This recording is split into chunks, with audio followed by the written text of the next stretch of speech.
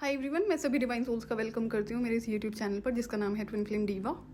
अगर आप मेरे चैनल पर नए सब्सक्राइबर हैं तो आपके किसी भी पर्सनल सवाल का जवाब आपको सिर्फ पर्सनल काउंसलिंग सेशन के थ्रू ही दिया जाएगा। किसी भी तरह के कमेंट्स या फिर ईमेल के थ्रू मैं पर्सनल सवालों के जवाब नहीं देती हूँ। और जो मेरा ईमेल आईडी है वो मैंने रिसेंट के शॉर्ट्स वीडियो में दिया हुआ है, आप वहाँ से देख सकते हैं। रिसेंट पे मैंने आपसे जितने भी क्वेश्चंस करे थे, चाहे आपका ऑपरेटिंग फ्रॉम माइंड हो, ऑपरेटिंग फ्रॉम सोल हो, या फिर ईगो से आपकी क्या अंडरस्टैंडिंग है, तो वो जवाब अभी पेंडिंग है। तो वो मैं आपको स्टेप बाय स्टेप वीडियोस के थ्रू ही शेयर करूंगी। और जो डार्क डिवाइन फेमिनिन एनर्जीज है उस पर मुझे मल्टीपल वीडियोस शेयर करने पड़ेंगे। ईगो जैसे कि मेरे लिए एक कंसर्न होता था, एक टॉपिक होता था चाइल्डहुड से कि ईगो कैसे आता है इंसान के अंदर, ईगो क्या होता है। उसमें कोई दिक्कत नहीं थी। मेरी अपनी चाइल्डहुड की कॉन्वर्सेशन है मेरे साथ में जो मुझे बहुत हेल्प करती है ये आज तक, और कभी रिग्रेट नहीं करना पड़ा। मैंने चाइल्डहुड में सराउंडिंग्स में कुछ ऐसे लोगों को देखा था जो फाइनेंसिस में जीरो थे, उनके पास कुछ भी नहीं था। And again goes with name and fame, they were zero. लेकिन एक टाइम ऐसा आता है जब उन्हें ये चीज़ें अचीव हो जाती हैं, जो चाहे उन्होंने शॉर्टकट से अपनाई हो या फिर उनकी अपनी मेहनत की वजह से उनकी लाइफ में ये चीज़ें आई हों। तो जब तक उनके पास में वो चीज़ नहीं थी तब तक तो वो ग्राउंडेड थे, बड़ा प्यार से लोगों से बातें करते थे, सबके साथ उठना बैठना। अब सबके साथ उठने बैठने वाली कोई दिक्कत नहीं थी, लेकिन ग्राउंडेड थे, जो पोलाइट नेचर बिहेवियर होता है। लेकिन जैसे ही उनके पास में मनी आ जाता है तो उनके अंदर all of a sudden ego. अब ईगो में क्या हुआ करते थे वो लोग कि शो ऑफ करना, शो ऑफ भी कहाँ पे करना, जो उनसे कम है। तो एक बार मैंने किसी ऐसे पर्सन को बोल दिया कि ये जो शो ऑफ है ना, आप उनके साथ करो ना जो आपके लेवल पर लोग हैं या फिर आपसे ऊपर हैं। तो वहां तो आप कर नहीं पाओगे, क्योंकि लेवल वाले को आप क्या शो ऑफ करोगे ना, और अपने से ऊपर वाले को तो आप शो ऑफ कर नहीं सकते हो। तो it is like disrespecting somebody, जो आपसे कम है, आप उसके सामने उन चीज़ों को शो ऑफ कर रहे हो। और वहां पर कुछ कुछ ऐसी टॉन्टिंग वर्ड्स यूज होती थी। तो ये मैंने अपनी सराउंडिंग्स में देखा हुआ था कि दिस इज ईगो कि और तो मुझे पता था मेरे अंदर ईगो नहीं है। और तब तो I was a kid and I was not working, school days की बात है। और जब मुझे मेरा डेस्टाइन करियर दिखाया जाता है तो वहाँ पर मेरे अंदर सवाल आता है कि एक तो आपने ये क्यों करा है, मेरे लिए डेस्टाइन करियर आपने क्यों सेलेक्ट करा है इस पर्टिकुलर इंडस्ट्री में, जिसका मुझे नहीं ना पता था, ना बताया गया था, और मैंने पूछा भी नहीं था। ये है कि हाँ, क्योंकि मेरा सवाल था उस टाइम पे कुछ जो मेरे पर्टिकुलर सवाल थे अपनी लाइफ से जुड़े हुए। तो जब डिवाइन ने बोला कि हम तुम्हारे पेरेंट्स हैं, तो मुझे था कि ठीक है, इन्होंने डिसाइड कर लिया होगा मेरे लिए करियर पर्टिकुलर इंडस्ट्री में। फिर वहाँ पर इन्होंने ये भी बोला कि हमने तुम्हारे लिए कोई देखा हुआ है। तो वहाँ पर मैंने वो कॉन्वर्सेशन अपनी शेयर करी हुई है आप लोगों से। तो मैं वहाँ पर अपने साथ कॉन्वर्सेशन करती हूँ कि ईगो तब आता है इंसान के अंदर जब उसके पास कुछ आ जाता है इन टर्म्स, या फिर वो कुछ अचीव कर लेता है जब इन टर्म्स ऑफ फाइनेंसिस और नेम फेम। तो ये मैंने अपनी सराउंडिंग्स में देखा हुआ था। मैंने नहीं देखा कोई भी इंसान जिसके अंदर ईगो ना आया हो कुछ अचीव करने के बाद में। लेकिन जब मैं बाद में अपने करियर में प्रोग्रेस कर रही थी तो वहाँ पर देखती हूँ कुछ जो बहुत हाई डेजिग्नेशन पर लोग बैठे हुए हैं, देर सो रिच अबंडेंट, उनके अंदर ईगो नहीं है, जीरो ईगो। तो मैं सोचती थी क्या मेरे अंदर ईगो आ जाएगा जब मैं कुछ अचीव कर लूंगी। एंड देन करते करते जब मैं अपनी करियर में बहुत ग्रो करती हूँ तो मैं देखती हूँ नहीं, मेरे अंदर ईगो नहीं आता है, बल्कि I became more grounded, more humble. उसके पीछे रीज़न ये था, मैंने बहुत छोटे से डेजिग्नेशन से अपना करियर स्टार्ट करा था। एंड वहाँ पर किस तरह से जो लोग आपसे सीनियर्स होते हैं वो कैसे दूसरे इंसान को परेशान करते हैं जो आपसे डेजिग्नेशन में छोटा होता है। और जब आप एक ट्विन फ्लेम हो, चोजन वन हो, तो आपको ज़्यादा परेशान करने की कोशिश करी जाती है। क्यों? क्योंकि ये लोग आपकी एनर्जी को रिकग्नाइज करते हैं। तो हेट जेलेसी कैसे थ्रो करते हैं, कॉन्टिन्यूसली आपकी तरफ स्टेयर करते रहना, या फिर आपको कुछ ऐसा टॉन्टिंग बोलना, और आप वहाँ पे हो सकता है कि रिप्लाई बैक ना कर सको इस वजह से। क्यों? क्योंकि आप डेजिग्नेशन में छोटे हो। तो ये चीज़ें मुझे पता थी कि मैं इस लेवल से उठकर आगे आई हूँ और मुझे इस चीज़ का बहुत ध्यान रखना है। अब ये था कि जो अच्छे लोग होते हैं उन्हीं के साथ में इस चीज़ का ध्यान रखना है।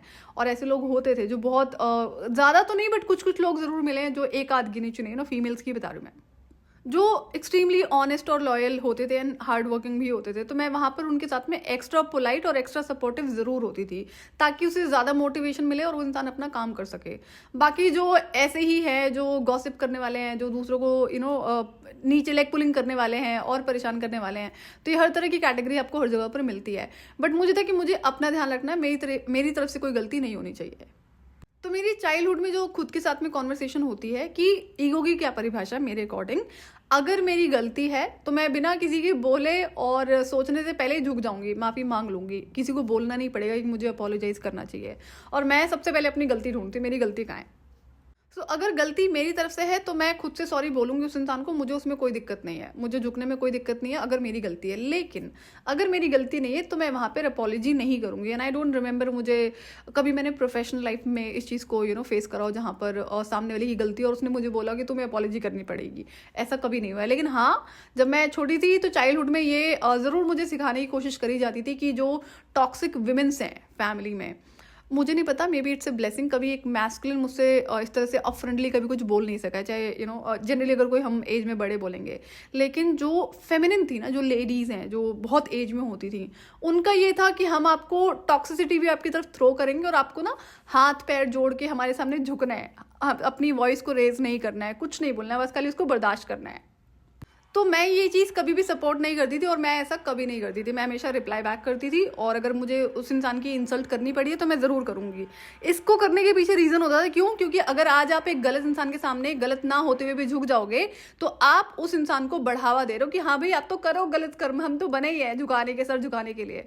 तो ये बहुत ये रियलिटी है। आप चाहे अपनी सराउंडिंग्स में नोट कर लेना, चाहे छोटा इंसान हो चाहे बड़ा इंसान हो, कोई भी हो, अगर आपकी गलती नहीं है, आप उस इंसान के सामने झुक रहे हो, आपको ये कि जैसे कि सिखाते हैं ना आपको कि भाई आपकी गलती नहीं है तो भी आप माफ़ी मांग लो, आप बड़े बन जाओ। So this is tactic spreaded by evil entities on the planet. तो जैसा कि ये चाइल्डहुड की आदत है कि मेरी गलती नहीं है, आप कोई भी हो, घर के हो, बाहर के हो, छोटे हो, बड़े हो, मैं नहीं झुकूंगी, मैं सॉरी नहीं बोलूंगी।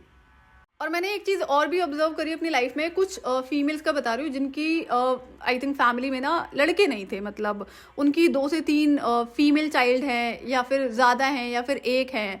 तो कहते हैं ना कि लालसा होती है कि लड़का होना चाहिए घर में, जिसमें कोई दिक्कत नहीं है, it's absolutely fine.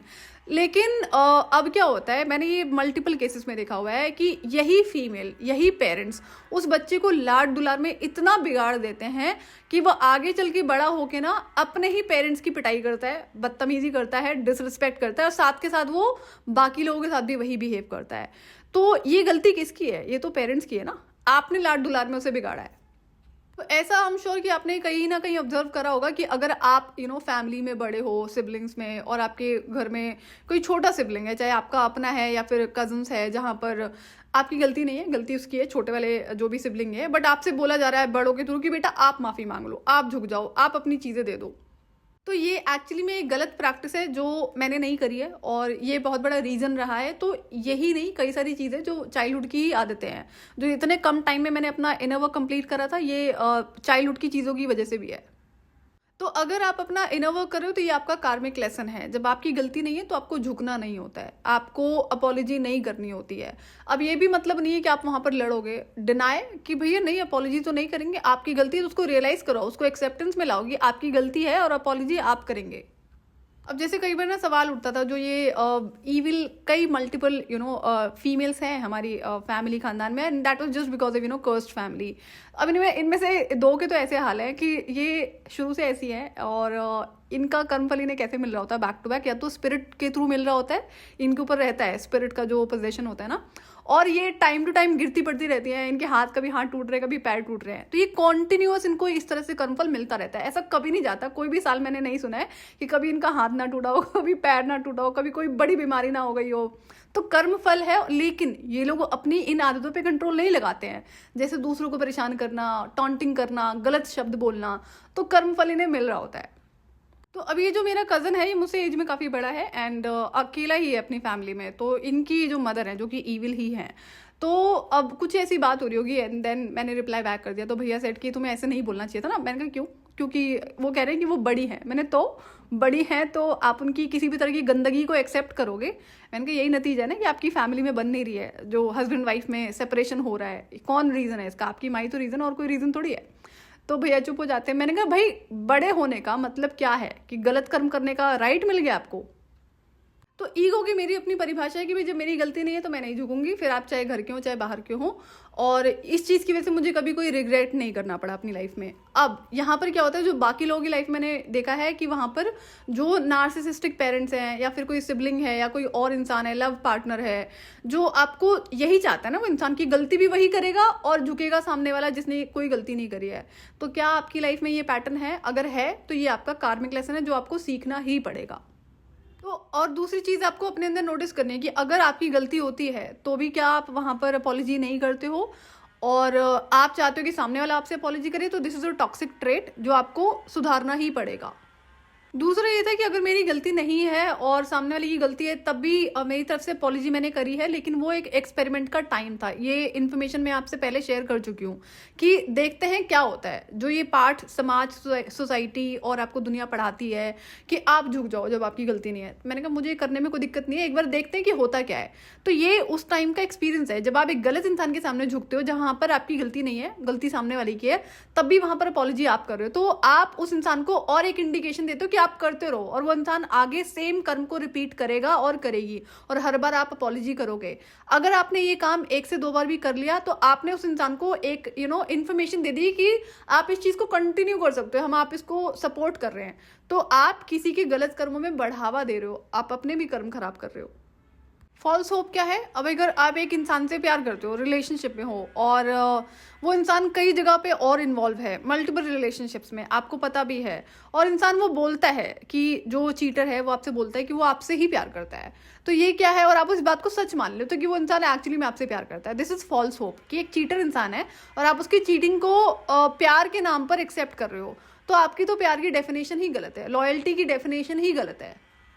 False hope में एक चीज़ और आती है कि अगर कोई इंसान जैसे आपसे सेपरेट होता है, ब्रेकअप कर लेता है, लव रिलेशनशिप की बात कर रहे हैं, और आपको अब दिखाई पड़ता है कि वो इंसान तुरंत किसी और के साथ में है, या कुछ टाइम के बाद दिखाई पड़ता है कि वो इंसान अब किसी और के साथ रिलेशनशिप में है, और अब आप यहाँ पर कुछ ना कुछ अपने माइंड में क्रिएट करते हो कि उसके ऊपर किसी ने ब्लैक मैजिक कर दिया होगा, किसी ने कुछ करा होगा, इसकी वजह से वो चला गया। तो this is a false hope. आपको समझना होगा कि एक रियल इंसान पे ना जब ब्लैक मैजिक प्रैक्टिस होता है तो उसकी लॉयल्टी में फर्क नहीं पड़ता है।